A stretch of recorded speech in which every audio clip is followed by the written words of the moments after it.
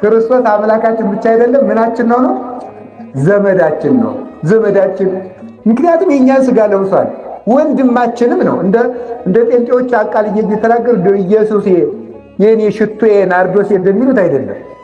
እንደዚያ ሳይሆን እሱ ምንድነው? መድኃኒዓለም ወንድማችን ሆኗል። አሁን ሥጋችን ለብሶ ወንድሞቼ ማለትን ደግሞ አያፍርም። በቃ ቅዱስ ጳውሎስ እንደተናገረ ይሄ እኮ አስደናቂ ምስጢር ነው እኮ። ወንድም ማረግ ከፈለገ እኮ ሚካኤልን ባረገ ወይ ቅዱስ ገብርኤልን ባረገ፣ የማንረባውን ወንድሞቹ ነው ያደረገ እስከዚህ ድረስ። ስለዚህ ምንድነው? በመከራ ከመሰለ ወንድሞቹ ነን ደግሞ ማለት ነው። ስለዚህ ክርስቶስ አባታችን፣ ዘመዳችን፣ ወንድማችን እንደገና ደግሞ እናታችን በጥምቀት የወለደን ደግሞ መልሶ ደግሞ አምላካችን እንደ ጌትነቱ ደግሞ ነው። አባታችን እንለዋለን፣ እግዚእነ አምላክን እንለዋለን፣ ደግሞ አባታችን እንለዋለን። ወንድማችንም ዘመዳችን የሚያዝንልንም ስለዚህ ነው። እንዲያውም አንድ ሰው ነበር እና ሥጋው ደግሞ ይቀበላል። ሁልጊዜ ኃጢአት ይሰራል፣ ደግሞ ሥጋው ደግሞ ይቀበላል። ግን እንደዚህ እንዳታረጉ። እንደው ግን የሰውየው ነገር አስደንቆኝ ነው እና ምን ያደርጋል? ሥጋው ደግሞ እየተቀበለ ታው በቅተህ ነው መቁረብ እንደው ከና ኃጢአት ሲሉት እኔ ምን ጨነቀኝ፣ ሲወል ከገባውም አብረን እንወርዳታለን እያለ ዝም ብሎ ሥጋው ደግሞ ይቀበል ነበር ይላል። ከማን ጋር ነው አብረው የሚወርዱ? ከጌታ ጋር ማለት ነው። አብረን እንወርዳታለን እያለ ሁልጊዜ ይቆርባል፣ ሁልጊዜ ይቆርባል፣ ሁልጊዜ ይቆርባል፣ ሁልጊዜ ይቆርባል። ኋላ ምንድን የተደረገ ሰውየው ሲሞት የሰውየ ሲሆን ነው ገነት የሚገባ ተብሎ ወደ እግዚአብሔር ሲቀርብ ሲኦል ከተቀበለቻችሁ ውሰዱት አለ ጌታ። እየወሰዱ ይህን ሰውዬ አልቀበልም ማለት ተንቀጠቀጠች ሲሆን ማለት የአምላክ ሥጋ የአምላክ ደም የተሸከመ ሰውነት ስለሆነ እግዚአብሔር ምን መሰላችሁ? መቼም እግዚአብሔር መግቦቱ አሰራሩ ድንቅ ነው። አሁን ኃጢአት እየሰራችሁ ሥጋው ደግሞ ተቀበሉ ብሎ አይደለም ይህንን የጻፈልን። ምን ማለት ይመስላችኋል? ክርስቶስን መውደድ ከሁሉ ነገር በላይ ነው። እሱን ስለወደደው ስላመነው፣ ስለዚህ ምን ማለት ነው? ያንን ኃጢአቱን የተዘኪረ ካበሳነ ዋና የሰየከ ጌጋዬነ በምሕረትከ ተዘከረነ እንበለ ምሕረትከ ሳልቦ ዘይድህን። ስለዚህ ተመልከቱ፣ ኃጢአትን ንቆለት ኃጢአቱን አቃሎ ከፍቅሩ የተነሳ ለመቁረብ የሚያደርጋትን የዕለት ዝግጅትም እንደ ስነ ምግባር ቆጥሮ እግዚአብሔር ይቅር ብሎት ነው። ያንን አድርጎ ደግሞ ካህኑ ይፍታ ሲለውም በካህኑ ይቅር እያለ እግዚአብሔር ከዚህ ያደረሰው ስለዚያ ነው። ቦነሱ ተመልከቱ፣ እኛ እንደ ሕፃናት ነን። አሁን ሕፃን ልጅ አሁን ወደ 2 ዓመት ቆሞ መሄድ ያልቻለ ልጅ አንድ ቀን ቆሞ ቢሄድና ጭቃ አብኩቶ ቢመጣ እናቱ የምትደሰተው ጭቃ ነካው ሳይሆን ጭቃ ለማብካት ደረሰልኝ ብላ ነው ደስ የሚላት ማለት ነው። ደረሰልኝ ብላ ከነ ጭቃው ደስ ይላታል። በእውነቱ ስማ ታጥበዋለች።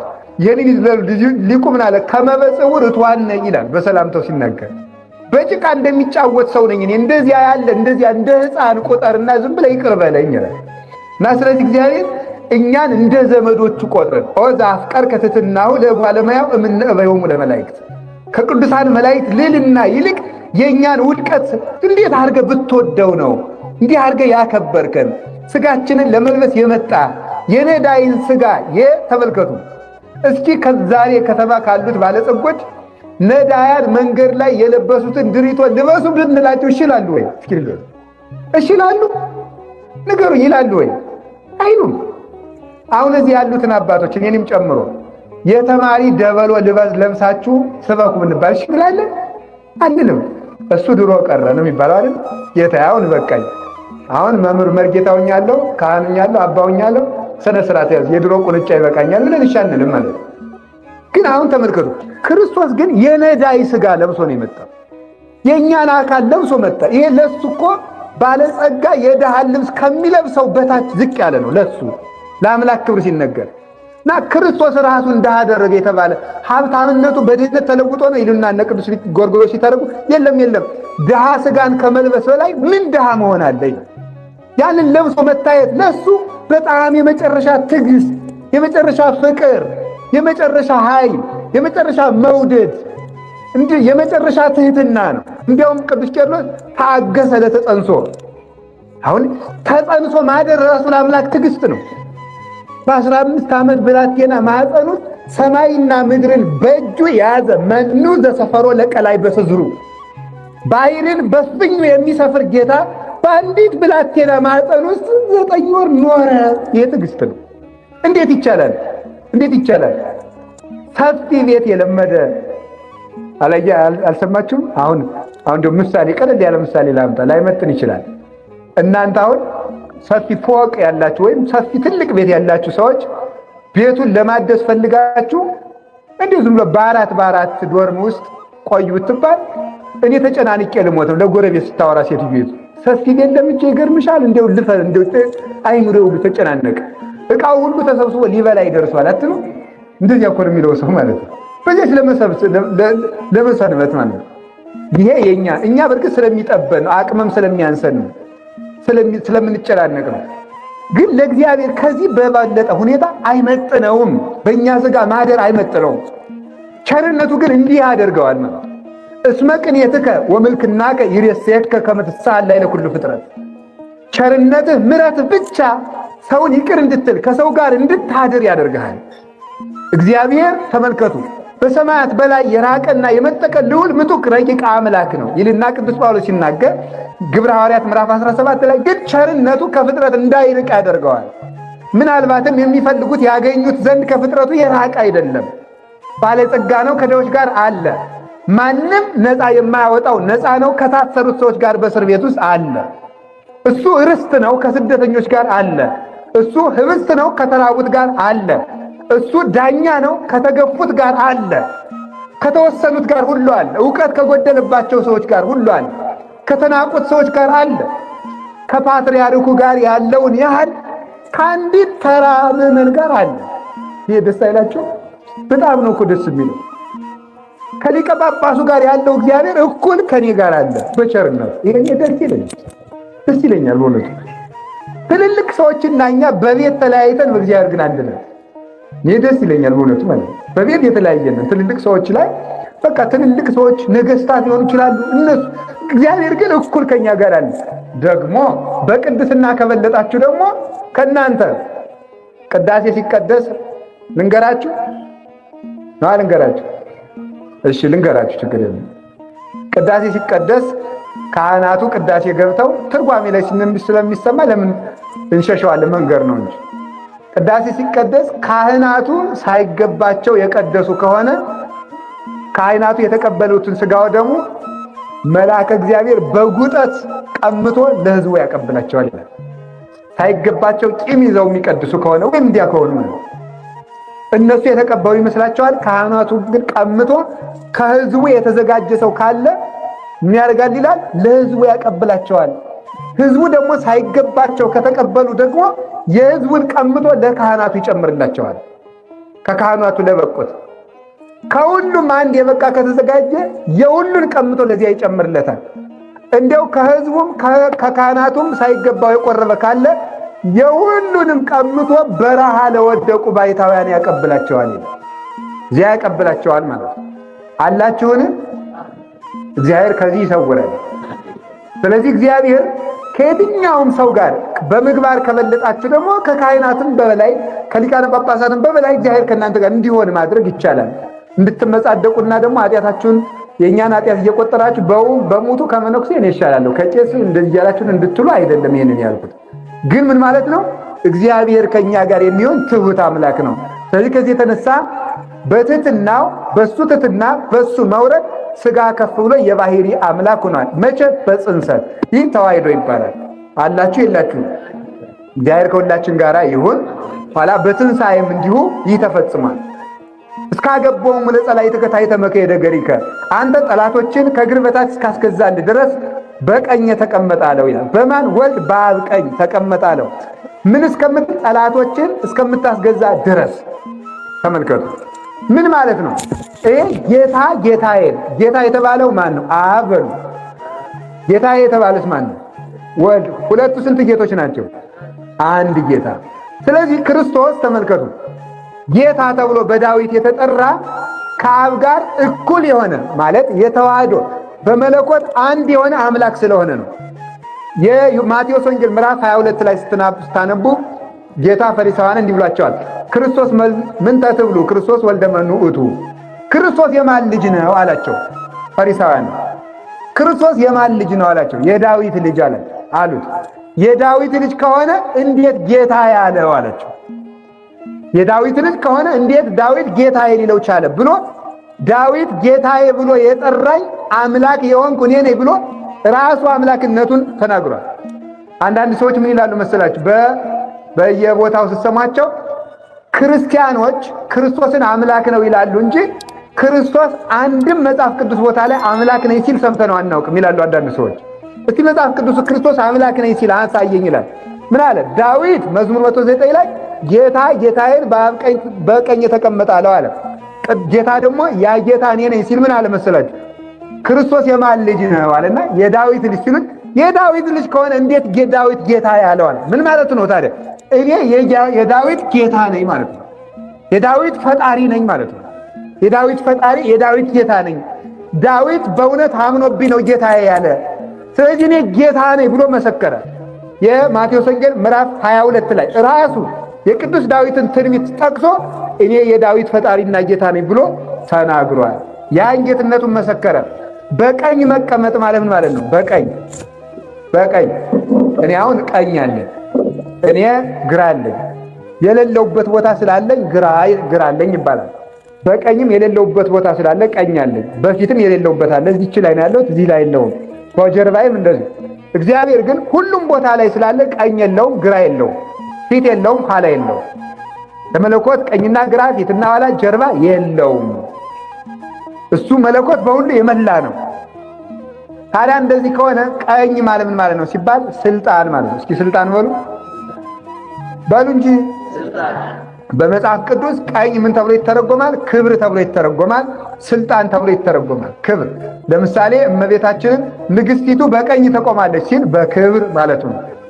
እንደገና ደግሞ ወልድ ሲሆን ደግሞ በቀኝ ሲሆን ለወልድ በቀኝ ማለትና ለእመቤታችን በቀኝ ማለት ማለት እኛም በቀኝ እንቆማለን። በጎችን በየት ያቆማል? በቀኝ። ምን ማለት ነው? ማለት በክብር ማለት ነው። እኛን በቀኝ ሲለን በክብር፣ እመቤታችን በቀኝ ሲላ በክብር። የእሷ ደግሞ ክብሩ ከኛ ሲለይ በአማላጅነት ይሆናል።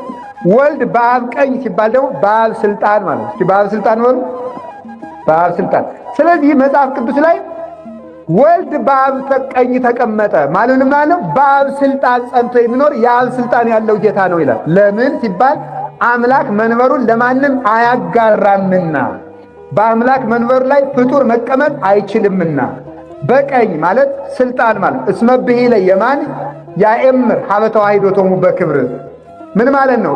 ቀኝ ማለት የክብር አንድነታቸውን ያመለክታል። ለምሳሌ መዝሙር 117 ላይ ስታነቡ የማነት እግዚአብሔር ገብረት ኃይለ የማነ እግዚአብሔር አልዓላት ተኒ ይላል። የእግዚአብሔር ቀኝ ኃይልን አደረገች፣ የእግዚአብሔር ቀኝ ከፍ ከፍ አደረገች ይላል። የእግዚአብሔር ቀኝ ከፍ ከፍ አደረገች ካለ የእግዚአብሔር ግራ አይረዳም እንዴ? ታዲያ ምን ማለት ነው? ግራና ቀኝ የለውም። የእግዚአብሔር ቀኝ ሲል የእግዚአብሔር ስልጣን ማለት ነው። እስመ እግዚአብሔር ምን ማለት ነው? እስመ በየማነ ውእቱ ዘልፈር የወል እግዚአብሔር ተቅድሜ ውእቱ በኩሉ ጊዜ ካለ በኋላ ምንድን ነው? እስመ በየማነ ውእቱ ከመ ይትሐወክ ይላል ቅዱስ ዳዊት። እንዳልታወቅ እግዚአብሔር በቀኝ ነው ይላል። እግዚአብሔር በግራችን የለም እንዴ? አለ። ታዲያ በቀኝ ነው ማለት በረዳትነቱ በኃይሉ እግዚአብሔር ከኔ ጋር ነው ማለት ነው። ቀኝ ማለት ስልጣን ማለት ነው። ስለዚህ በቀኝ ተቀመጠ ማለት በአብ ስልጣን ማለት ነው። ስለዚህ ይህን ሲናገር መላለ ዮሐንስ ወንጌል ምዕራፍ 16 ቁጥር 15 ላይ ኩሉ ዘቦ ለአቡየ ዚአየ ውእቱ ለአባቴ ያለው ሁሉ የኔ ነው ብሏል። የአባቴ ጌትነት፣ የአባቴ መንበር፣ ስልጣን፣ ብርሃን፣ እውቀት፣ ሕይወት፣ ዘላለማዊነት ሁሉ፣ ገዥነት፣ መንበር ሁሉ፣ አሐዚ ዓለምነት ሁሉ፣ አይመረመሬነቱ ሁሉ፣ በውስጥ በአፋ ሁሉ ያለው የአባቴ የሆነው ሁሉ የኔ ነው ብሎ ተናግሯል።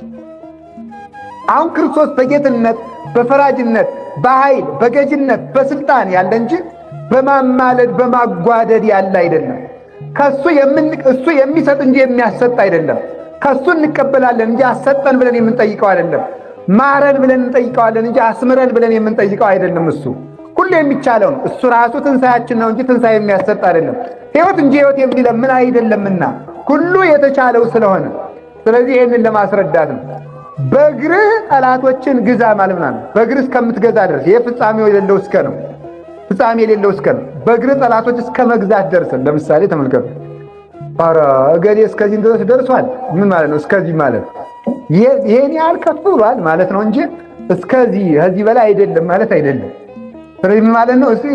ይሄን ያህል ሆኗል እስከዚህም ደርሷል ሲባል እስከምትለው ቃል ፍጻሜ የሌላት እስካለ የልዕልናውን ኃይል ለማሳየት ነው። ጠላቶችን ከእግር በታች ካስገዛልህ ድረስ የእግዚአብሔር እግሮች እነማን ናቸው ነው? ጠላቶች እስኪ እነማን ናቸው? የእግዚአብሔር ጠላቶች 3 ናቸው።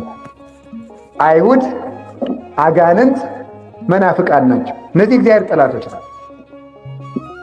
የእግዚአብሔር ጠላቶች ከሆኑ ጠላትነታቸው በምንድን ነው ሲባል በምንፍቅናቸው። ምንፍቅናቸው ነው ጠላት የሚሆኑ። ሰውነታቸው ጠላቶች አይሆንም። እሱ አይጠላቸውም። እነሱ ግን በግዱ እግዚአብሔር ጋር ይጣላሉ። ኃጢአት በየቀኑ የሚጨምር ሰው እግዚአብሔርን ያውከዋል ይላል። ወሆ ኃጥ ለእግዚአብሔር ኃጢአተኛ ሰው እግዚአብሔርን አወከው እንዳይምረው ኃጢአተኛ በደለኛ ነው። እንዳይቀስፈው ደግሞ አንዳንድ ጠብ የሚል ነገር ይሰራል። ኃጢአተኛ እግዚአብሔርን አስቸገረው አጓጉል ከጽድቁም ከኃጢአቱም እያዋጣ እየሰራ ማለት ነው። እንዴት ይሻለዋል? አንድም ኃጢአተኛ ሰው እግዚአብሔርን አነሳሳው እንደ ክፉ ሴት ይላሉ አባቶቻችን። ይቅርታ አድርጉልኝ እሺ እህቶቻችን። ምክንያቱም ደግሞ እናንተ ክፉ አይደላችሁ፣ በዚህ ያላችሁት አይደለም ክፉዎችና እንደ ክፉ ሴት ካለ ደጎችና አይደለም ማለት ነው። ደግሞ ከተቆጣችሁ ክፉ ናችሁ ማለት ነው። ወደ ሐሳቡ ስንሄድ ክፉ ሴት ምን ታደርጋለች? ከባሏ ጋር ትጣላለች እና ተጣልታ ተይ ይሄ ነገር ወደማይረባ ነገር ያደርሰናል ሲላል ወንዶ እስኪ ንኪ ብላ ወጥ የምታማስልበትን ወጥ እንጨት ትሰጠዋለች። ንኪ የኛ ወንድነትሽ ለኔ ነው አይደል ትላለች ማለት ይቺ ምን ትባላለች? ደረቅ ሴት ትባላለች። ደረቅ እንደው ኋላ ደግሞ ለመጮህ እኮ ነው አቅም እንዳለው ሰው ማለት ነው አይደል? ይሄ ነውር ነው። እና ተመልከቱ ምን ማለት መሰላችሁ? ክፉ ሰው ኃጢአት እየሰራ ንስሐ የማይገባ ሰው እግዚአብሔርን እባክህ ስሞትን ልቀሰፈኝ ብሎ የመቅሰፍት በትር ያቀብለዋል። እባክህ ቅሰፈኝ ማለት እኮ ነው። እባክህ ቅሰፈኝ ተነግሮ አለመስማትና ንስሐ አለመግባት እንደዚህ ያለ ነው።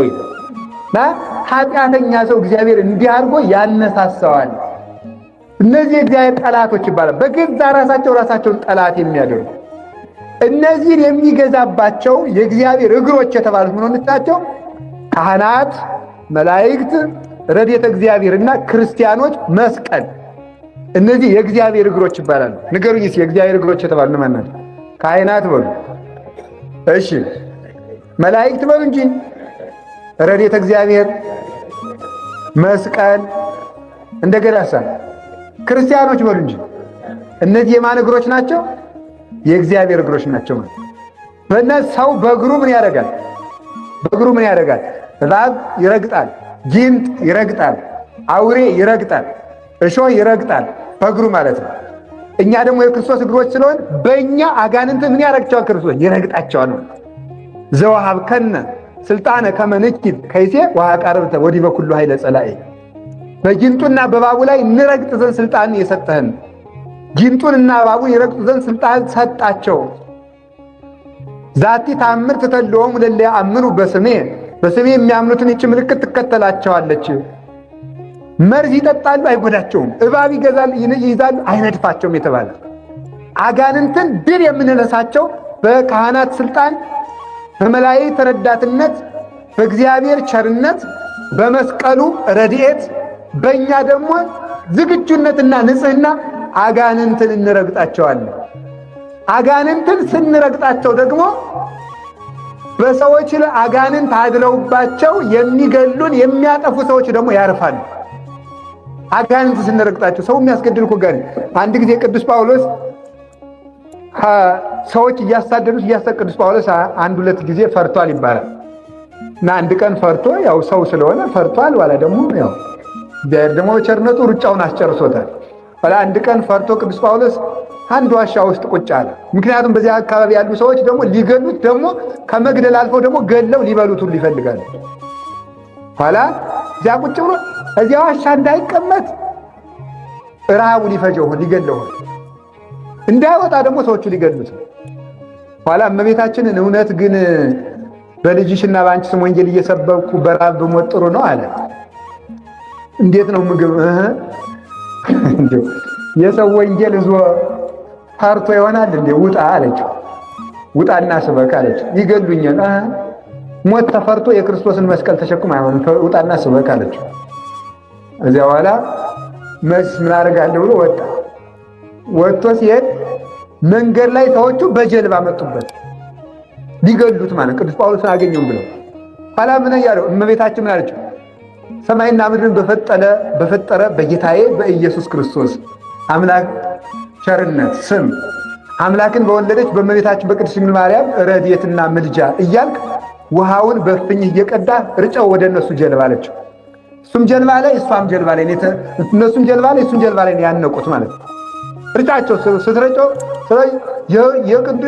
የክርስቶስ አገልጋይ ጳውሎስ ሆይ ያንተ ረድኤት ትድረሰን በአምላክ ስም አጥምቀን አሉት። ሊገሉት የመጡት ማለት ነው። በበላያቸው ላይ ያለውን ጋኔን ሲያርቀው ሊገሉት የመጡት ለክርስቶስ የሚሞቱ ለመሆን በቁ ማለት ነው።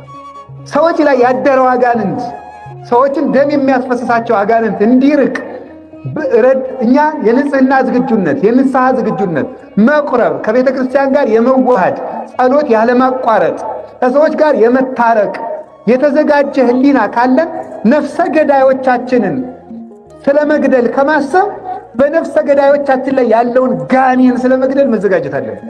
ያ ጋኔን ሲታሰር እኛም ደግሞ መገደላችን ይቆማል።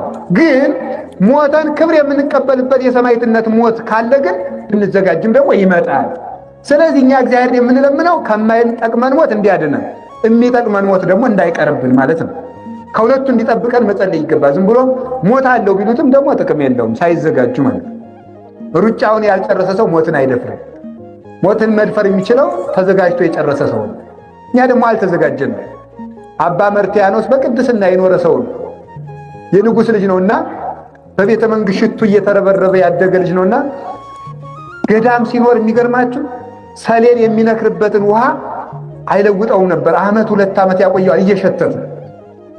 ለምንድን ነው እንደዚህ የምታረግ ሲባል በቤተ መንግሥት እየተረበረብኩ ስለተቀበልኳቸው ሽቶዎች እግዚአብሔር ኃጢአቴን ይቅር እንዲለኝ ይህን የሸተተ ውሃ ሸታለሁ። እንዲህ እያደረገ ፍጹም የእግዚአብሔርን ቸርነት የሚያስብ ሰው ነበር። ከመነኮሳት ጋር ተሰብስቦ ሲኖር ዝም ይላል፣ አያወጋም ነበር። ለምንድን ነው አባታችን ንቀህን ነው ሲሉት፣ አይደለም ንቄ ሳይሆን ከእግዚአብሔርም ከሰውም ጋር በአንድ ጊዜ መሆን ስለማይቻል ነው ይላቸው ነበር። እንዲህ ያለው ቅዱስ አባት በንጽህና በትህርምት የኖረው አባት ሲሞት ፈራ።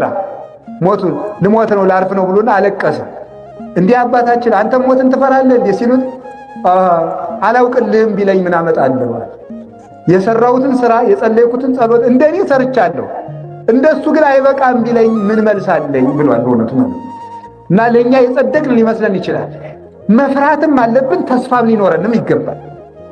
ምክንያቱም የክርስቲያንን ለትልቅ ነገር ለትልቅ ክርስትና የሚያበቃው ሞትን ማሰብ ነው። ሞትን የሚያስብ ሰው ደግሞ ከበደል መላቀቅ ይቻለዋልና ማለት ነው። ስለዚህ ምን አደረገ? እኛ የእግዚአብሔር እግሮች ነን፣ አጋንንትን እንቀጠቅጣቸዋለን። በአጋንንት ላይ ስልጣን አለው። ማን ነው ያለው ካላችሁን፣ ካህናትም አላቸው፣ ምዕመኑም አለው። እየሰማችሁ ነው? አሁን አጋንንትን ማውጣት አጋንንትን ማሳደድ ለተወሰኑ ለአንድ 5 ሰዎች ብቻ ኢትዮጵያ ውስጥ የተሰጠች መስል ድረስ ደርሷል። ሰይጣንን የሚገዙት ሰይጣንን መግዛት ወለተ ማርያምም አለ ገብረ ማርያምም አለ። ሰይጣንን መግዛት ደግሞ ቁም ነገር ነው። ቁም ነገሩ ክርስቶስን መምሰል ነው። ክርስቶስን መምሰል በሉ ንገሩኝ እንጂ። ቆይ ጥያቄ፣ የንጉሥ ልጅ ምን ይባላል? ልዑል በሉ። የንጉሥ ልጅ ትባላለች ልዕልት በሉ እንጂ። እሺ፣ ከህዝቡ ከሰራዊቱ ከመኳንንቱ ከመሳፍንቱ የንጉሥን ልጅ የማያከብር ማን ነው? ንገሩኝ እንጂ። በአገሪቱ ካለው ከሚተዳደረው ህዝብ የንጉሥን ልጅ የማያከብር ይገኛል እንዴ? ይሄ የምድር ንጉሥ ነው።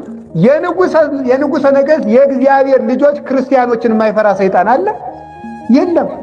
ክርስቲያን መሆን ስላቃተን ብቻ ነው። ክርስቲያን መሆን ስላቃተን ብቻ ነው እንጂ ሥጋው ደግሞ ከተቀበላችሁ ቤተ ክርስቲያን ተሳልማችሁ አስቀድሳችሁ ከኋላችሁ ንስሐ ከገባችሁ በመስቀሉ ፍጹም ታምኖ ኑሯችሁ በስመ አብ ወወልድ ወመንፈስ ቅዱስ ብላችሁ ጋኔን ይርቅልኛል፣ አጋንንት በእኔ ላይ ስልጣን የላቸውም ካላችሁ ሰይጣን በእናንተ ላይ ስልጣን የለውም። ወዳችሁ ከተገዛችሁ ደግሞ ያንከራተታችኋል። አንዳንድ ጊዜ እኮ እያስቀደሳችሁ አንድ ወንድ ወይም አንድ ሴት ብሎ ካፋቀው እኔንም ያስጮኸኛው እናንተ ብሎ ይፈራል ሰው ማለት ነው። ሰይጣን ሊኖርብኝ ይችላል ለምንድን ነው የምትሉት? ሰይጣንን አለብኝ ማለት በራሱ ሰይጣን ሊኖርብን ማለት ይገባል ያደርጋል ማለት ነው። ሰይጣንን አለብኝ አትሉት የለብኝም ነው ማለት ነው። በሉ አሁን የለብኝም በሉ ሁላችሁ። የለም ብሎ ለአጋንንት ፈርማችሁ ሁሉ የምትሰጡት ራሳችሁ እኔ የክርስቶስ ነኝ ነው ማለት ነው። እንዲያውም ቅዱስ ጳውሎስ እንዲህ ነው ያለው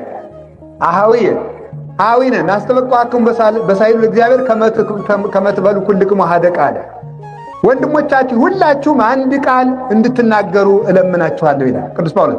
ሁላችሁም አንድ ቃል እንድትናገሩ እለምናችኋለሁ። ሶስተኛ ሁላችሁም አንድ ቃል እንድትናገሩ እለምናችኋለሁ። ምን አለ? አነ ዘክርስቶስ ይባላል ያ ቃል። እስኪ በሉ አነ ዘክርስቶስ በሉ፣ ድገሙት። ሶስተኛ አነ በሉ እስቲ ዘክርስቶስ ምን ማለት ነው? እኔ የክርስቶስ ነኝ ማለት ነው። እስኪ በሉ ሁላችሁ ጨምሩ። ሶስተኛ አዎ እንደዚህ ነው ማለት ያለው። ስትተኙ ስትወጡ የፈለገ ኃጢአትም ስሩ ሲሆን አትስሩ። እየሰራችሁም ቢሆን ግን የክርስቶስ ነኝ በሉ፣ ግድ የላችሁ። እየሰራችሁ እየወደቃችሁም ቢሆን የክርስቶስ ነኝ በሉ እንጂ የጋኔን ነኝ አትበሉ። የክርስቶስ ነኝ ማለት ስትጀምሩ ስጋችሁም የክርስቶስን ስራ መስራት ይጀምራል። ክርስቶስም ይረዳችኋል። ትቶኛለት አሃዊነ ኢንፈቅር ትኩኑ አብዳነ በእንተ መንፈስ ቅዱስ። ወንድሞቻችን ቆሮንቶስ 12 ላይ አንደኛ ቆሮንቶስ 12 ላይ ቅዱስ ጳውሎስ ይናገራል፣ ወንድሞቻችን ስለ መንፈስ ቅዱስ ሞኞች እንድትሆኑ አንፈቅድም። ስለ መንፈስ ቅዱስ ሞኞች አትሆኑ ማለት ምን ማለት ነው? መንፈስ ቅዱስ በእናንተ አድሮ እያለ ግን በእናንተ ላይ ታምር ሲሰራ ስላላያችሁት መንፈስ ቅዱስ ተለይቶኛል አትበሉ ይላል። የለመናችሁት ጥያቄ ስላልተመለሰላችሁ እኔ መንፈስ ቅዱስ ከኔ ጋር የለም አትበሉ። እግዚአብሔር ርቆኛል ማለት እግዚአብሔርን ያርቃል አላችሁ። አንድ ሰውዬ ነበር። መንፈስ ቅዱስ በምን ተመስሏል? በመጽሐፍ ቅዱስ በርግብ ተመስሏል። በምን? ርግብ አንድ ጠባይ አላት። ጠባይዋ ምንድን ነው? ጎጆዋን ቢያፈርሱባት ይቅርታ፣ ጫጩቶቿን ቢገሉባት ጎጆዋን ካላፈረሱባት አትጥለው አትሄድም። የዋህ ናት። ጫጩቶቿ ሙተውም የት ትገኛለች? በጎጆዋ። ጎጆው ከፈረሰ ግን አትኖርም። መንፈስ ቅዱስ በርግብ አምሳል የጥምቀት ዕለት የወረደው የፈለገ ኃጢአት ቢሰሩ ግንቡን ማፍረስ ማለት ግን መካድ ነው። የፈለገ ኃጢአት ቢሰሩ ካልካዱት ጨርሶ አይርቅም ይላል። ካልካዱት ምን አይልም አልኳችሁ? ጨርሶ አይርቅም። ራቅ ብሎ ይጠብቀናል። ግን አብሮን ግን አይሆንም። ራቅ ብሎ በዚህ ይጠብቀናል ማለት ነው። ራቅ ብሎ ይጠብቀናል። እግዚአብሔር ተለይቶኛል አንበል። አንድ ሰው ነበረ፣ መነኩሴ ነው እና ያ መቼስ ዲያብሎስ አያደርገው የለውም እኮ የአንድ የጣዖት ልጅ ሴት እንዲወድ አደረገው። መነኩሴው ሴት ናት እና ያችን ምን አለ ሄዶ ደግሞ አላፈረም። ሰይጣን እዚህ በኋላ ኃጢአትን በህሊና ካሰለጠነ በኋላ ሀፍረት ጭምር ነው የሚያሳጣ። አሁን መነኩሴ አጋቡ ቢል አያሳፍርም? እንዲያው እኮ ግሩ ያሳፍራል አይደል? ግን ይህንን ጭምር ያስረሳል ሰይጣን ተንኮሉ ማለት። ኋላ ሄዶ ልጅን አጋባኝ አለ። ልጅን አጋባኝ አለው። ቆይ እስቲ ጣዖቱን ልጠይቀው ብሎ አምላክ ልጠይቅ ብሎ አማከረ። በጣዖቱ ላይ ያደረው ሰይጣን ምን አለ? ቆብህን ጣልና ልስጥህ በለው አለ። ቆቡን ጣል። ቆቡን ሲጥል መንፈስ ቅዱስ በርግብ አምሳል ወጥቶ ራቅ ብሎ ተቀመጠ። ኋላ በል እንጂ ልጅቱን ስጠኝ አለ። አይ ፈጣሪው ጨርሶ ስላልተለየው ቆይ ጥቂት በለው አለ። ምን እንዲል ነው? እንዲክድ ማለት ካልካደ መንፈስ ቅዱስ ራቅ ብሎ ነው የተቀመጠ እንጂ ጥሎት አይደለም። ሃይማኖቱን ስላልካደ ማለት። ኋላ 21 ቀን ጠበቀ፣ አልሰጠውም። ኋላ በ21 ቀኑ ምን አለ መሰላችሁ? ባዛራ አልጥቂት ቆይ በለዋል። ይሄማ ከቆብ የመፈጣሪ የምተጣልቸማ አይሆን ትቸዋለሁ ብሎ ቆቡን ብድግ አድርጎ ለብሶ ጸሎትን ጀመረ። እንደዚያ ብሎ እግዚአብሔር ማረኝ እያለ 21 ቀን ሲያለቅስ በ21ኛው ቀን መንፈስ ቅዱስ መጥቶ እንደገና በርግብ አምሳል ላዩ ላይ ሰፈረበት። ስለዚህ ሚላ ተመልከቱ ድረ ልቡናሁ ፄወ ፍቅረ ሀቲ ብሲት ለዘወፃ ረድ ሃይማኖት ዘመሃርክምዎ በእስራ ዕለት መሃሩኒ ሥላሴ ነገሥት ይላል። የአንዲት ደራሲው ሲናገር የአንዲት ሴት ፍቅር ልቡናውን ከሰረቀው በኋላ ከሃይማኖት ሊናወጥ የነበረውን ረድ መነኩሴ ወጣኒ ጀማሪ መነኩሴ በ21 ቀን የማራችሁት ሥላሴ እኔንም ማሩኝ ይላል። አሜን አትሉ? ሁላችንንም ይማራል። ስለዚህ እግዚአብሔር ትቶኛል፣ አጋንንት እየተጫወተብኝ ነው፣ እንደዚህ ፈጽሞ ማለት አይገባም። እግዚአብሔር በእኛ ታምር ካላደረገ እንዲህ ካላደረገ ብለን እግዚአብሔር ትቶኛል እንደማለት ያለ ነገር የለም እና እግዚአብሔር ከኛ ጋር ነው። በዚህ ደስ ይበላችሁ። እግዚአብሔር ሁል ጊዜም ከኛ ጋር ነው። ምንም ነገር ብንሆን እግዚአብሔር ከኛ ጋር ነው። ተከትሎን ይፈልገናል እንጂ ትቶን አያውቅም። እስከ ዘላለሙ ድረስ እግዚአብሔር ከኛ ጋር ይሁን። እግዚአብሔር ከኛ ጋር ይሁን። ሰው ቢጠላችሁ፣ ሰው ቢሸሻችሁ፣ ብታጡ፣ ጓደኛም ቢከዳችሁ፣ ምንም ብትሆኑ፣ ማለዳም ተነስታችሁ ገንዘብ ብታጡ፣ ስራም ብታጡ፣ ቢቸግራችሁ፣ ምንም ነገር ዳኛም ባይፈርድላችሁ ዝም ብላችሁ አንድ ቃል በሉ፣ እግዚአብሔር ከኔ ጋር ነው በሉት። ሁላችሁ እግዚአብሔር ከማን ጋር ነው? በቃ አማኑኤል የሚለው ቃል በጣም ግርም ነው የሚለኝ። እግዚአብሔር ከኛ ጋር ነው። በስጋዌ ይሄ የተስፋ ስሙ ነው። የክርስቶስ የተስፋ ስሙ ነው። ለኛ ተስፋ የሚሰጠን ነገር ነው። ይሄን ያለው ሰው ጉልበት አግኝቶ በአጋንንት ላይ መሰልጠን ይቻላል። አጋንንትን ማንቀጥቀጥ፣ አጋንንትን ማሸነፍ፣ አጋንንትን ድል መንሳት ለማንኛውም ክርስቲያን የተሰጠ ስልጣን ነው። ለማንኛውም ክርስቲያን። ስለዚህ ሁላችሁም ስለምንሸነፍ ስለምንጠራጠር ነው እንጂ አጋንንት በእኛ ላይ ደግሞ ልንገራችሁ፣ አጋንንትን ለማባረር እንደዚያ ለማድረግ አጋንንት ጋር ለመፎካከር አይደለም ክርስቲያን የሆን ነው። ክርስቲያን የሆነው ክርስቶስን ለመምሰል ነው። እስኪ በሉ ክርስቶስን ስንመስል ነው አጋንንትን የምናሸንፈው እንጂ አጋንንትን ቁም ነገር እኮ አይሏቸውም። ቢሰፍሩባቸው ራሱ ቅዱስ ጳኩሚስ ከአንዲት ሴት ላይ የሰፈሩ አጋንንት ነበሩና እናንተ ሴት አጋንንት ከዚህ ሴት ላይ ውጡ አላቸው። ከሷ ወጥተን ካንተ ላይ እንሰፍራለን አሉ። ሰፈሩ ብቻ እሷን ልቀቋት እንጂ አለ። ሄደው ከሷ ላይ ሰፈሩ። ዋላ መስገድ፣ እነዚህን አጋንንት የሰጠኝ አምላክ ተመስገድ እያለ መስገድ። እንዲሁ እኮ ግሩም። ሆዱን ይቆርጡታል፣ ራሱን ይፈልጡታል፣ በውጋት ይጎስሙታል፣ ያሰቃዩታል። እላዩ ላይ ሁሉ ተመስገን ጌታዬ ይላል። አንድ ቀን እንኳን አታማርርም ማለት እኔ አላማርርም ተመስገን፣ እንዲያውም ምን አማርራለሁ ተመስገን ነው እንጂ እናንተ ስጋዬን እየጎሰማችሁልኝ ነው አላቸው። ኧረ ከዚህ ሰውዬ ጋር አንኖርም፣ እዚህ ሰውዬ ማን ያድራል ብለው ቆዩ እንጂ ጥቂት ቆዩ ጥቂት አላቸው። አንተ ጋር ማን ይኖራል ብለው ተቃጥለው ጥለውት፣ ምክንያቱም ቢያማርር ኑሮ ይቆዩ ነበር። ስላመሰገኑ ይሄዱ ማለት እና ሰይጣን እንደ ቁም ነገር ቀርቶ አሁን ሰው ባጋንንት ታስሯል። የእግዚአብሔርን ሕዝብ ለምን ነው ሞኝ የምትሆኑት? እናንተ ውድ የእግዚአብሔር ገንዘቦች ናችሁ። ባሪያው በአምሳሉ የፈጠራችሁ በደሙ የገዛችሁ ፍጡራን ናችሁ። ራሳችሁን በከንቱ አሳልፋችሁ ለሰይጣን አትሽጡ።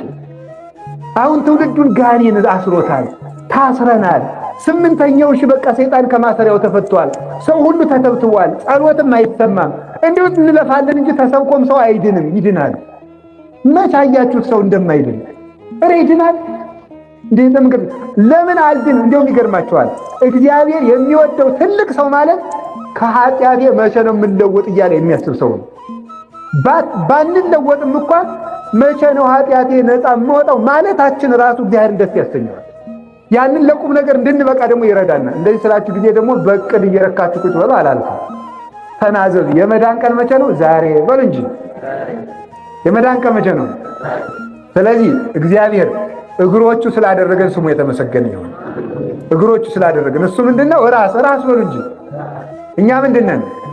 እግር ነን ማለት። አሁን የምንቀጠቅጥ ይሄ እግረ እግዚአብሔር ነው። ይሄ መስቀል ካህናት አባቶቻችን የእግዚአብሔር እግሮች ናቸው። ካህናት ወደ ቤታችሁ ሲመጡ፣ አባቶች ካህናት ወደ እናንተ ቤት ሲመጡ ስታዩዋቸው ምን ብለን ነው ማሰብ? ምን ብለን ነው ማሰብ? አሁን እግዚአብሔር ራስ ቄሱ እግሩ ነው እየመጡልኝ ነው መኖ የሚባለው እንጂ ዝም ብላችሁ አሁን አንዳንዱ ምዕመን የሚሳለመው በይሉኝታ ነው። ቄስ ገሌን ካልተሳለምኳቸው ሊከፋቸው ይችላል ብሎ ይሳለማል። ወይስ ደግሞ አንዳንዱ ምዕመን ደግሞ ያበሸቁ ከመሰለው ሳይሳለም መሄድ እንዲያየው ሆኖ በትክክል ማለት ዲያቆንም መናጢ ዲያቆን አለቃውን ማብሸቅ ከፈልግ እንዲያ ነው የሚያደርግ። አለቃው እያየው ሳይሳለም ቁጭ ወይም ደግሞ ሳይነሳ ማሳየት። እንዲሁ እኮ ዲያቆን ቀላል መስሏቸዋል። ደግሞ ጥሩ ናቸው፣ ይገርማቸዋል። ሲያገለግሉ እጹብ ድንቅ ናቸው። ደግሞ ሲተናቆል ማይጣ ላይ ድረስ ነው ወሉት ማለት። አሁን አበሸቀው ዲያቆኑ ሄዶ ማይኩን ይዘጋዋል። አውጥቶ ማለት ነው ይዘጋውና ቆልፎት ቤቱን ይሄዳል። ቅዳሴም አብቅቷል ማን ይከፍተዋል ብሎ ማለት ነው አይደለም ነው። እና ተመልከቱ እንዴ እንደዚያ ማለት ለዚህ መድኃኒቱ ምንድነው? አላየውም አልሰማውም። ይባላል አንተ ለምንድን ነው ያልተሳለምክ ካሉት ይቀጥላል። በዚህ እንደምንናደድ ከገባው አንድ ሰው ተመልከቱ እናንተን የሚያናድድ ስራ ሲሰራ አወኩልህ ካሉት የበለጠ ያናድዳቸዋል።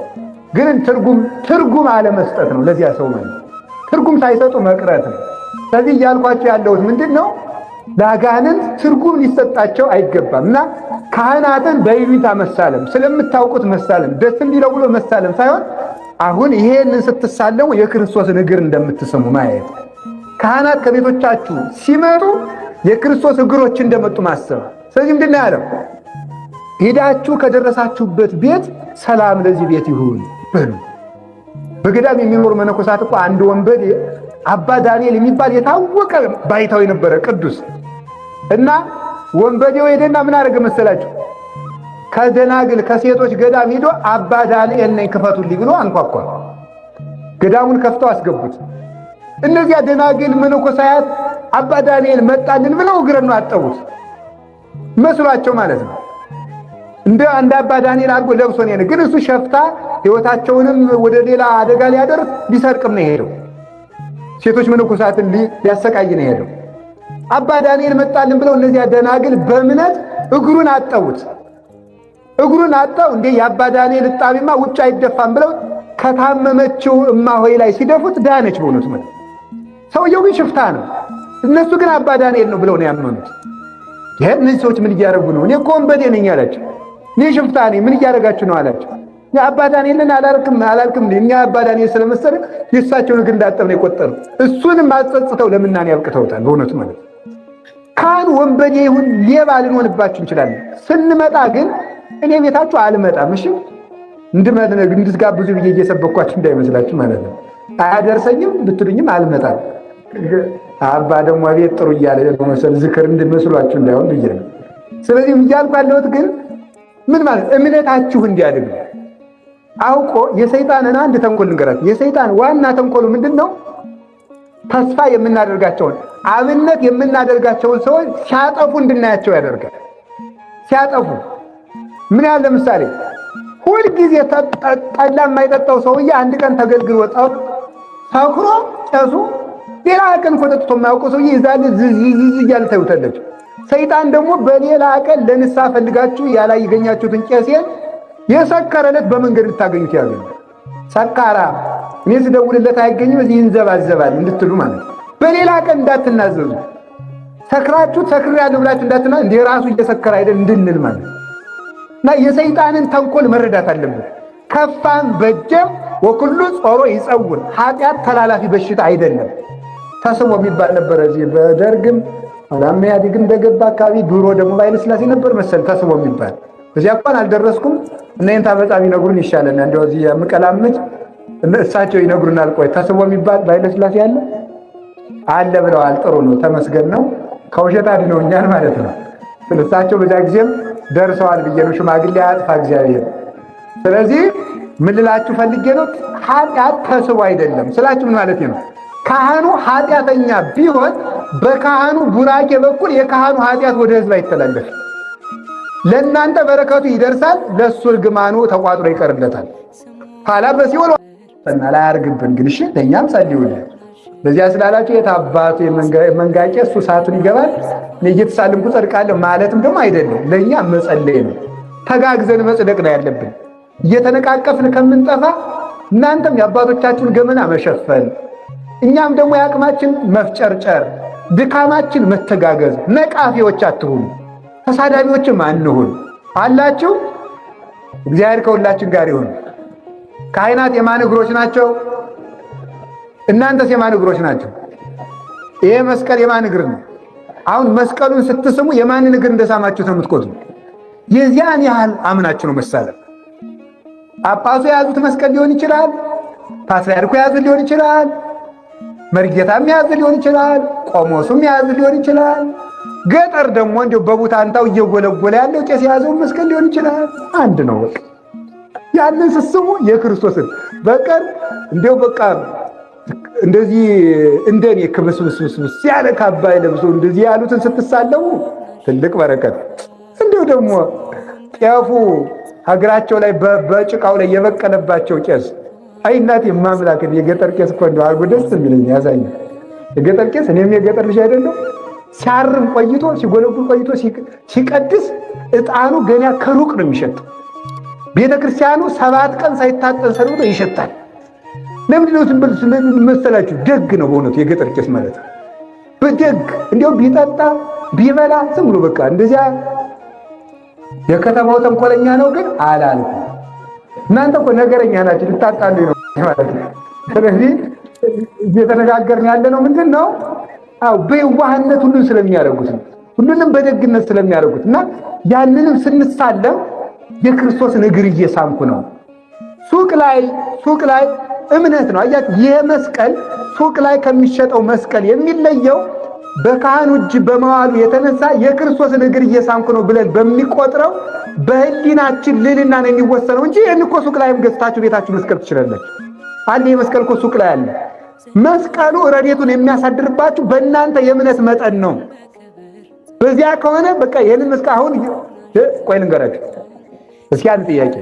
ዛሬ መድኃኔዓለምን ብታገኙት ልክ እንደዚያ እንዲያው የጨርቁን ጫፍ ብዳስ ድናለሁ እንዳለችው ወይም ደግሞ በንባዋ እግሩን አጥባ በፀጉሯ እግሩን በሙሉ መዝምዛ ይቅርታ እንዳገኘችው ዛሬ ምንም ክርስቶስን እግሩን አግኝቼ እንባዬን እግሩ ላይ አፍስሼ በፀጉሬ ደግሞ እግሩን አብሼ እንደው ዛሬ ቤቴን ብመለስ ደስ ይለኛል የምትሉ እጃችሁን አውጡ በሉ እንጂ አትፈልጉም? አሁን ክርስቶስን አግኝታችሁ ዛሬ እግሩን ላይ እንደው እግሩን ሳም አድርጋችሁ ብትሄዱ ደስ አይላችሁ? በቃ እንግዲህ የክርስቶስ እግር ይሄ ነው። የክርስቶስ እግር ይሄ ነው። ይሄንን ካሰባችሁ እምነት ማለት ይሄ ነው። አሁን ለወደፊቱ መስቀል ስትሳለሙ ካህናትን ስታገኙ እንደዚህ ቆጠሩት።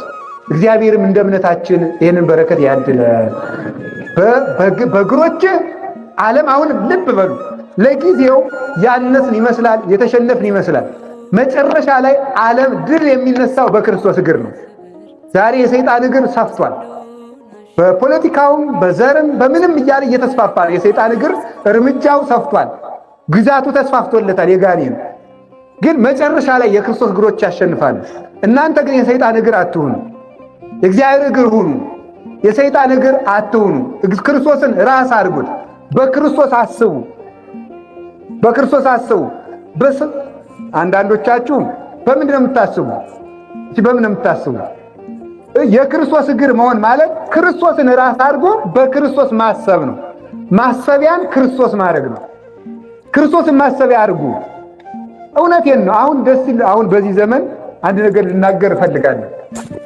እዚህ ውስጥ ሁሉም ሰው ስላለ በዚህ ዘመን አባት መሆን በራሱ ችግር ነው። አባቱ ነው መገኘት። አሁን እዚህ ቦታ ላይ ለምሳሌ ዘረኛ አትሁኑ ብል ምን ይሆን ይችላል?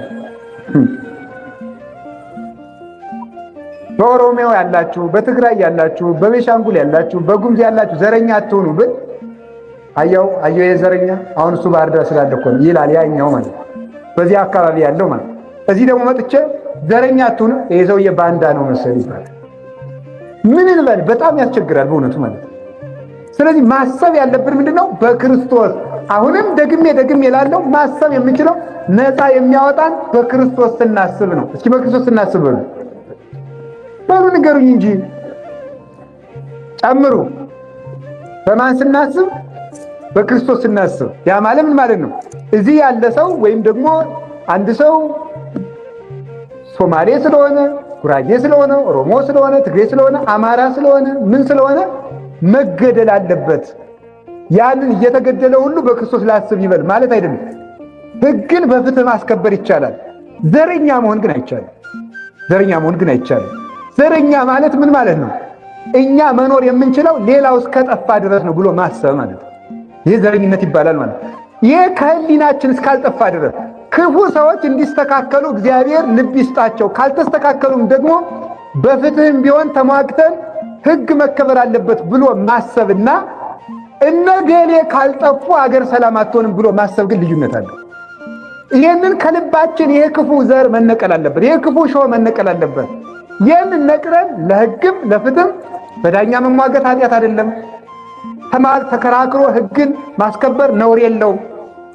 በውስጥ ግን ቂመኛ ተንኮለኛ መሆን እዚህ ሁሉ ነገር እነገሌ ቢነቀሉ ብሎ ማሰብ ግን ራስን ይነቅራል። መቼስ እውነትን ብናገር ይሻላል። ስለዚህ ሁላችንም እንደ ክርስቶስ እንድናስብ አምላክ ቅዱሳን ይርዳል። እሺ እንውረድ። እንግዲህ መሀል ላይ ያሉትን ርዕሶች ስለሚረፍድብን ልዘላቸው ነው። በቃ ምስሌከ ቀዳማዊ ልዘለው ነው። በጣም ወደ 7 ወደ 8 ትርጉም ስላለው በቃ ዘልዬ ታች ብቻ ለወርድና በ20 ደቂቃ ውስጥ ወይም በ15 ደቂቃ ትምህርቴን ጨርሼ ትሄዳላችሁ። ወደ ታችኛው ስንወርድ ታች ብዬ እንውረድና እንግዲህ ክርስቶስ እንዲህ ብሎ ሰው ሆኖ ብያቸዋለሁ። እኛን እግር አድርጎናል። አሁን እንግዲህ ከዚህ በኋላ እናንተ የማን እግር ናችሁ? አቤት የክርስቶስ እግር ወደ ዴብነት ይሮጣል? ተናገሩ እንጂ። የክርስቶስን እግር ወደ ጭፈራ ቤት ይሮጣል? የክርስቶስ እግር ወደ ጫት ቤት ይሮጣል? የክርስቶስ እግር ወደ ስካር ቤት ይሮጣል? ደም ለማፍሰስ ይሮጣል?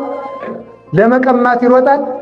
እንግዲህ ወደዚህ ሁሉ ወደ ክፉ ነገር አከለክሙ መዋዕል ዘሐለፈ ቀድሞ ትሮጡበት ወደ ነበረ ክፉ ነገር ሁሉ አትሩጡ። እንግዲህ እኔ የክርስቶስ እግር ነኝ፣ እንዴት የክርስቶስን እግር ይዤ ወደ ረከሰ ቦታ ወስጄ አቆመዋለሁ ብለን ማሰብ አለብን። ራሳችሁን እንደከበረ ውድ ዕቃ ቁጠሩት፣ እንደ እግዚአብሔር አካል ቁጠሩት። ክርስቲያን ማለት የክርስቶስ አካል ማለት ነው። የክርስቶስ ሕዋስ ማለት የክርስቶስ አካል የክርስቶስ ሕዋስ መሆን ማለት ነው። ያንን አካል የክርስቶስን አካል ወስዳችሁ የኃጢአት መሳሪያ ታደርጉት እኔ ነው። እጆቻችን የክርስቶስ እጆች ናቸው። ዓይኖቻችን የክርስቶስ ዓይኖች ናቸው። አካላችን የክርስቶስ አካል ነው። ለዚህ አካል ደም ተከፍሎበታል። ማንም የራሱ አይደለም። በደም የተገዛ አካል ይዘን ነው ወስደን የኃጢአት መሳሪያ የምናደርገው ማለት ነው። ይህንን ማሰብ ነው የክርስቶስ እግር ማለት። ክርስቶስ ለሰላም የተመላለሱ እግሮች ነው ያሉት። እኛም ለሰላም የሚመላለሱ እግሮች ሊኖሩን ይገባል። የክርስቶስ እግር በጽድቅ ተከሰው በዳኛ ፊት የቆሙ እግሮች ነው ያሉት። በኃጢአት የሚከሰሱ እግሮች የሉትም። ያም በኃጢአት ተከሰን የምንቆም መሆን የለብንም። ከተከሰስ መከሰሻችን መልካምነት ይሁን። መልካምነት ያስከስሰን፣ ክርስቲያንነት ያስከስሰን፣ ደግነት ያስከስሰን። አዎ ያስከስሰን ይችላል። ያ ደግሞ ወጽድቅኒ ታግዕዘክሙ ሰው ኃጢአት ሳያስከስሰው ጽድቅ ካስከሰሰው ጽድቅ ደግሞ ነፃ ታወጣዋለች። ወጽድቅኒ ታግዕዘክሙ እውነት ነፃ ታወጣችኋለች ስለሚል እውነት ነፃ ታወጣችኋለች። እስኪ በሉ እውነት በሉ። እሺ እውነት ነፃ ያወጣናል። እውነተኛ መሆን ይገባል። እግሮቻችን ቤተክርስቲያን ውስጥ መዋል አለባቸው፣ መገኘት አለባቸው። ሐሳር ወቅጥቃጤ ውስጥ ተፍኖቶም በሊ እገሪሆሙ ለከይ ወደም እግሮቻቸው ደም ለማፍሰስ ፈጣኖች ናቸው፣ መንገዳቸው ጎጻጉጽ ነው ያለ ሰንከልካላና የተንኮል የተደበቀ ምክር ዘያረስ ወያረስ ምክረ መካሪያን የመካሪዎችን ምክር ምን ይላል? ጠቢብ ውእቱ ዘያረስ ምክረ መካሪያን ኤጲፋንዮስ በቅዳሴ ሲናገር የመካሪዎችን ምክር የሚያስረሳ እግዚአብሔር ነው። ተባ ውእቱ ዘያደቅቅ መዝራዕተ ኃጥአን የኃጢአተኞችን ክንድ የሚሰባብር እሱ ኃያል ብርቱ ነው እግዚአብሔር።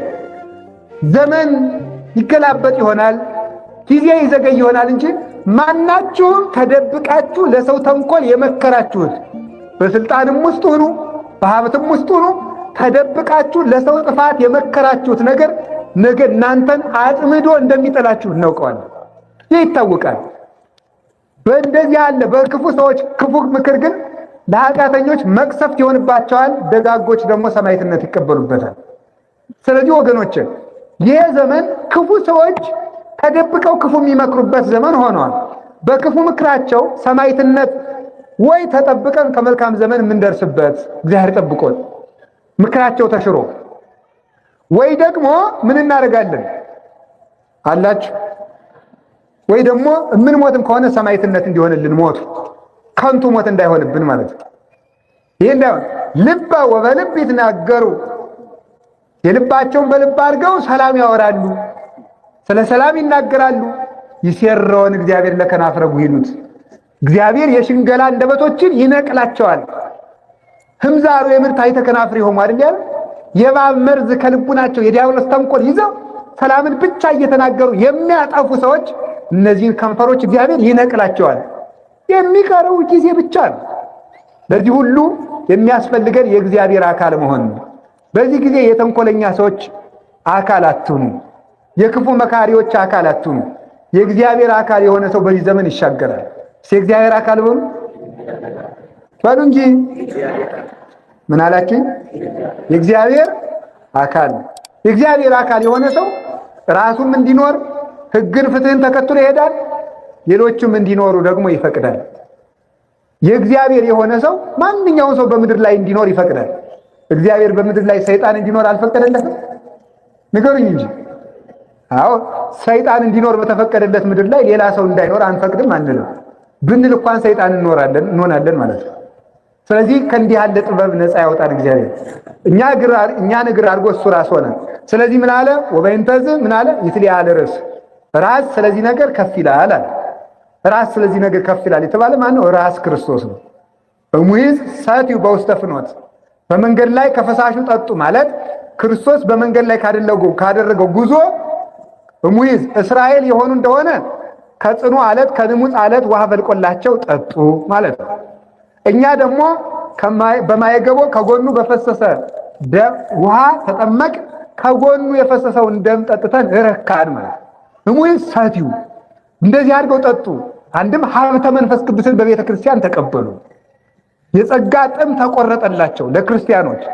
ወበይንተዝ ይትሊአል ርእስ፣ ራስ ክርስቶስ እግሮቹ ክርስቲያኖች ተጠምተው የነበሩ ደሙን ጠጥተው እንዲረኩ፣ ጎስቁለው የነበሩ በማየገቦ ከጎኑ በፈሰሰ ውሃ ታጥበው በደሙ ታጥበው እንዲቀደሱ፣ ሀብተ መንፈስ ቅዱስን ተራቅተው የነበሩ እንዲለብሱ እና ሀብተ መንፈስ ቅዱስን ተቀብለው የደረቁ ተክል የነበሩት እንዲለመልሙ ይትሊአል ርእስ። ስለዚህ ክርስቶስ ከፍ ብሎ ተሰቀለ ማለት ነው። ይህንን ሊሰጠን እሱ ከፍ ብሎ ተሰቀለ። ክርስቶስ የተሰቀለው እኛን እግር ለማድረግ ነው። ከፍ ብሎ ወደ ላይ የተሰቀለው ራስ ከፍ ሲል እግር እንደሚከተለው እሱ ወደ መስቀል ሲወጣ እኛን ወደ መንግስተ ሰማያት ከፍ አደረገን። ወበይንተዝ ይትሊአል ርእስ፣ ራስ እምከመ ተለአልኩ እስብ ኩሎ ሀብዬ፣ ራስን ወደ ላይ ስትስቡት እግር እንደሚከተለው ክርስቶስን በመስቀል ወደ ላይ ሲስቡት እሱ ደግሞ እኛን ወደ ሰማይ ሳበን። እኛን ለመሳብ እምከመ ተለአልኩ አነ እስብ ኩሎ ሀብዬ፣ እኔ ከፍ ብዬ ተሰቅዬ እናንተን እስባችኋለሁ ብሏል። እሱ የተሰቀለው እኛን ለመሳብ ነው። ሰማያዊ ሊያደርገን ነው። ከእንስሳነት አውጥቶ ሰው፣ ከሰውነት በላይ መልአክ፣ ከመልአክም በላይ ደግሞ እሱን እንድንመስል ሊያደርገን ክርስቶስ ከፍ ብሎ ተሰቀለ።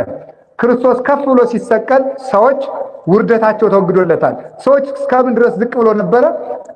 እስከ አሳነት ወርደው ነበር አለ ዮሐንስ አፈወርቅ። አሳ ባህር ላይ ይዋኛል። ባህር ላይ እየዋኘ ግን የፈለገ ቢዋኝ ድምፁ አይሰማም። ለምን? ማይበሉ ይሸፍነዋልና። በክርስቶስ ከሚመጣ በነበረው ዘመን እኛ እንጸልይ ነበረ፣ እንሰግድ ነበረ፣ እንጾም ነበረ። እና አብርሃም ለይስሐቅ ያዕቆብ ነቢያት ሁሉ ደማቸውን እስከ ማፍሰስ ደርሰው ጸልየዋል። ጸሎታቸው ግን አይሰማም። ባሕሩ ጋርዶት ማለት የኃጢአት ባሕር የመርገም ባሕር ጋርዶባቸው ነበረ። አሁን ግን ክርስቶስ ካሳ ይልቅ አይሻል የነበረን ሰው እስከ የት ድረስ ከፍ እንዳደረገው ተመልከት። አየራት አልበቁትም፣ ጠፈር አልበቃውም፣ ደመና አልበቃውም፣ ገነት አልበቃውም፣ እስከ ሰማየ ሰማያት ከፍ አደረገው እንጂ ይላል። ሰውን እስከዚህ ድረስ ከፍ ለማድረግ እሱ ከፍ ብሎ ተሰቀለ። አንድም ይሄ አየራቱ ይሄ ለጣዖት በሚቀርበው ጢስ፣ አሁን ኢትዮጵያ ውስጥ ጣዖት አባይ ባሙ እያስገበረ አባይ ራሱ ይታዘባቸዋል። አባይ እኮ ከገነት የሚፈስ ወንዝ ነው። ከገነት የሚፈሰውን ወንዝ ዶሮ ረዱልኝ ብሏቸዋል። በግረዱ ብሏል። አባይ ኢትዮጵያ እኮ ልዩ ምድር የሚያሰኛት ከገነት የሚፈሰው ወንዝ አንዱ ፈለገ ግዮን እሱ ስለሚፈስባት ነው። አባይ ከገነት ወጥተው ከሚፈሱ 4 ወንዞች አንዱ ነው። ይህ ወንዝ ተመልከቱ፣ ለደስታ የመጣ የገነትን ምስጢር ኢትዮጵያ የምትመገብበትን ወንዝ ጣዖት እያደረግ ዶሮ እያደረግ ትናንትና ወደ ሸያሳዩን አባቶች እዚህ ወደ አቡነ ገብረ መንፈስ ቅዱስ መሻገሪያ አካባቢ እዚህ አርደው ሰዎች እያጥያጥያሱ ነበር፣ ለአባይ እያረዱ ማለት። ይሄ ነውር ነው በእውነቱ ማለት ተወር። እንዲሁ ሰው ግን ምን አይነት ሞኝ ጅል ነው እንዴ! ኢሳይያስ እኮ ይላል ውሃውን ስትፈልግ እያፈላኸው ቀርተህ እየጠጣኸው በቦይ እየመራው ለወንዝ ታርዳለህ።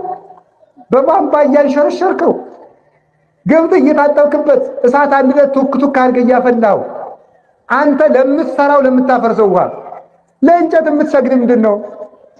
አንተ ሞኝ ሰው አለ ኢሳይያስ እኮ ሲናገር ነብዩ ኢሳይያስ ሲናገር አይ ሰው ጅሉ አይ ሰው ሞኙ እንዴት ያደርጋል አለ። ግማሹን አንድዶ ይሞቀዋል አለ።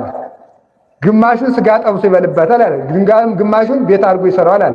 ግማሹን አልጋ አድርጎ ይተኛበታል። ግማሹን አምላክ አድርጎ ይሰግድለታል። አይሰው ጅልነት ማለት ነው። ለሰው እየሰገደ ማለት ነው።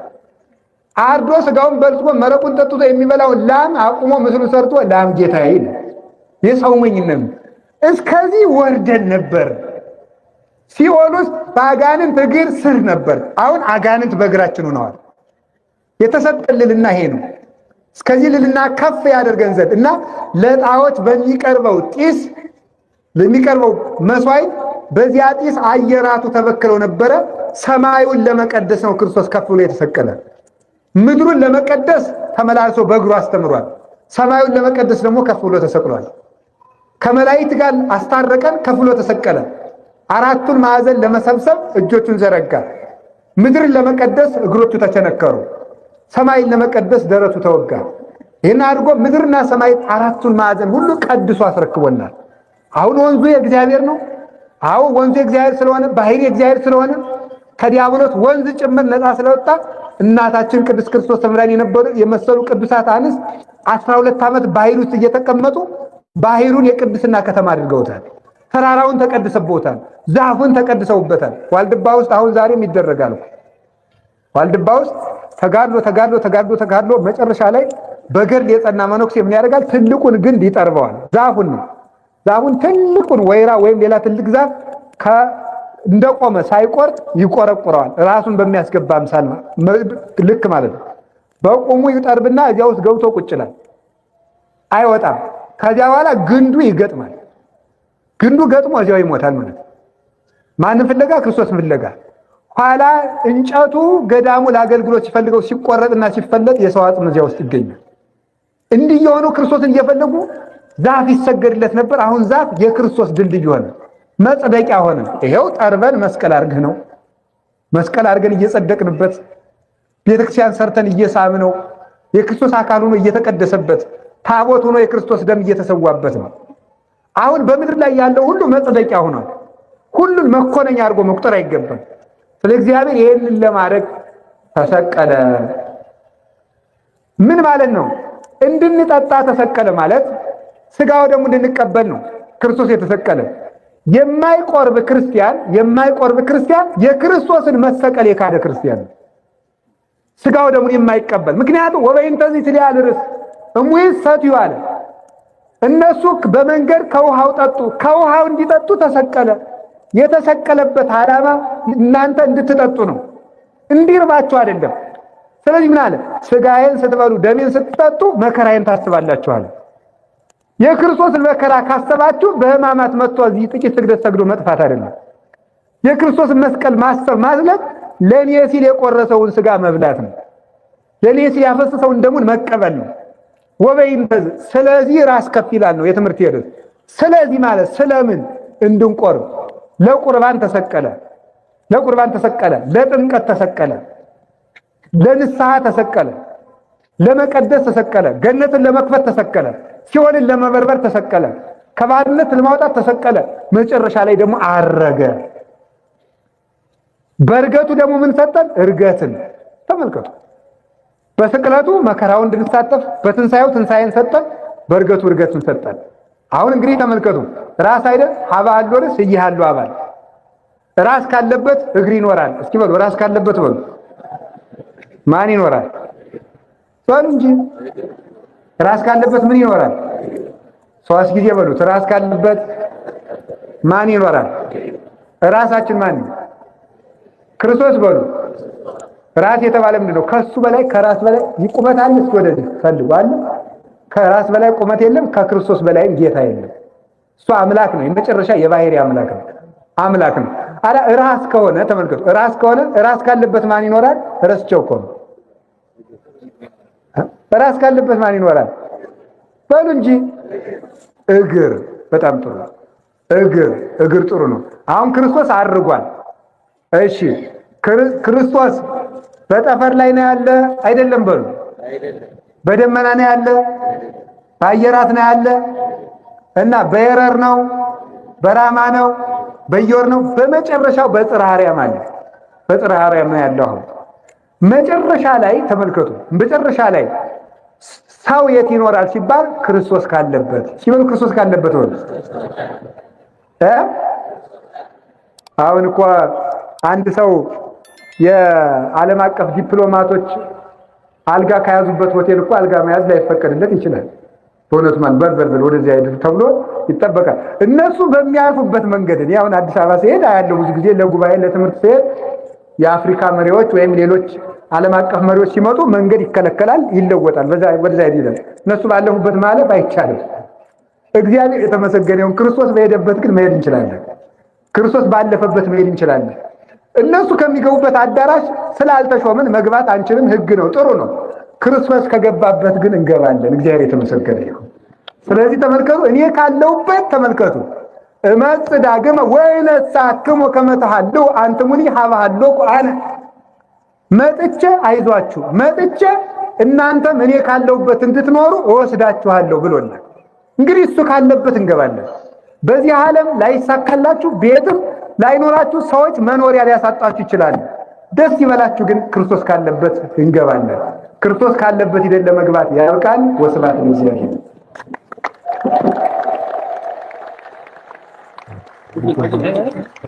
ያን አቅማችን እግዚአብሔር ቸር ስለሆነ እናበቶቻችን በኢትዮጵያ ላይ የመጣውን መከራ፣ ጦርነት፣ መቅሰፍት እንዲያረቅልን ገሳግዳችሁ ሰላም ለክም ሰላም ለቱ ይዘመሰግን ለቱ ማርያም እመነን አስተረቋት ማርያም አሁን ተመልሰን ነው በእንራና አመት ይያቸው ማውት ማረራ ነው እዛው ቆይ አግራችሁ ቆይ አይጋራ ነው እንግዲህ ባሪ ጸሎተ ዘተ ማርያም እንግዲህ ወደ ታምራት ታዲያ ነው ወደ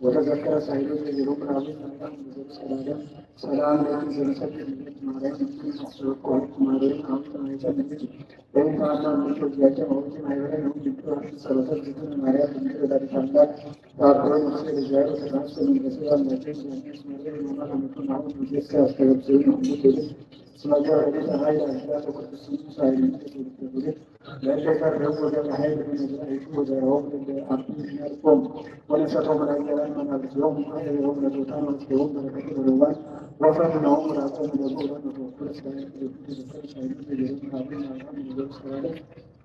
ማርያም የሴት ልጅ ወላዲተ አምላክ ማንስ ሳሊተ ምሕረት ለወልድከ ሳሊተነ ሀበ ክርስቶስ ወልድኪ እስራኤል ያተን ሳሊተነ ቅድስ ለአብርሃም ለይስሐቅ ለያዕቆብ የተለመነ አምላክ ለእኛም ትለመነ ለአባርያኖስ ለሙሴ ለተሻለ ለአባጅስ ለበላይ ሴት ለመነች እመቤታችን ለእኛም ትለመነን። እንደወደቃችሁ ሌሊትና ቀን ቀኝና ግራ ፊትና ኋላ ሆኖ የሚፈታተናችሁን ሰራዊት አጋንንት ሁሉ ጌታችን ክርስቶስ በኃይለ መስቀሉ ይጣልላችሁ። ከሥላሴ ልጅነት ከአበው አንድነት ከተዋሕዶ ሃይማኖት ከመቤታችን በረከት አናውሰን። ሀገራችንን ያውቀውን ሰይጣን ሁሉ መድኃኒዓለም በኃይለ መስቀል ይጣልልን። ለሀገራችን ሰላም ይላክልን፣ ፍጻሜያችን ያሳምርልን። የሰላም አምላክ ከእናንተ ጋር ይሁን። አባታችን ሆይ መንግሥትህ ትምጣ፣ ፈቃድህ በሰማይ እንዲሆን በምድር የዕለት እንጀራችንን ስጠን ዛሬ፣ በደላችንን ይቅር በለን እኛም እንደምንበድል፣ አቤቱ ወደ ፈተና አታግባን ከክፉ ሁሉ አድነን እንጂ መንግሥት ያንተ ናትና፣ ኃይል፣ ክብር፣ ምስጋና ለዘላለሙ አሜን። እመቤታችን ቅድስት ድንግል ማርያም